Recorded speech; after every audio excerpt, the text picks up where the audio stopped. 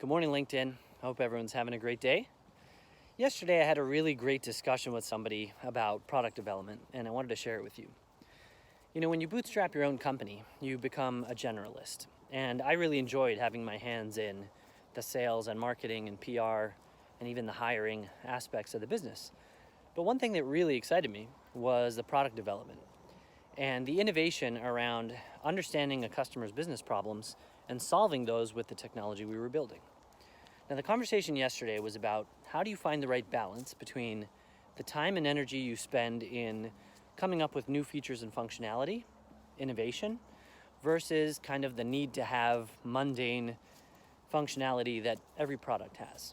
Now, to me, there are two conflicting priorities here within the business. One is keeping your customers happy, and the other is staying ahead of the market.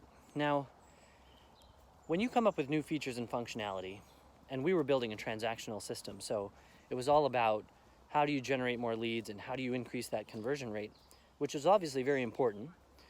But when your most important customer, who spends $30 million, asks for a new feature in a report, which may sound simple but would take a tremendous amount of time and effort, especially if they're willing to pay for that development, has to be prioritized, because without customers, you have no business.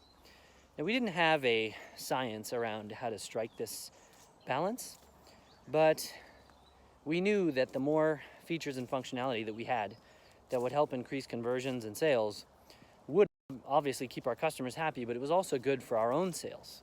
You walk into a potential customer and show them things they've never seen before, it just blows their socks off. So curious to hear from all of you if anyone has a method around striking this balance. I'd love to hear from you. Have a good day.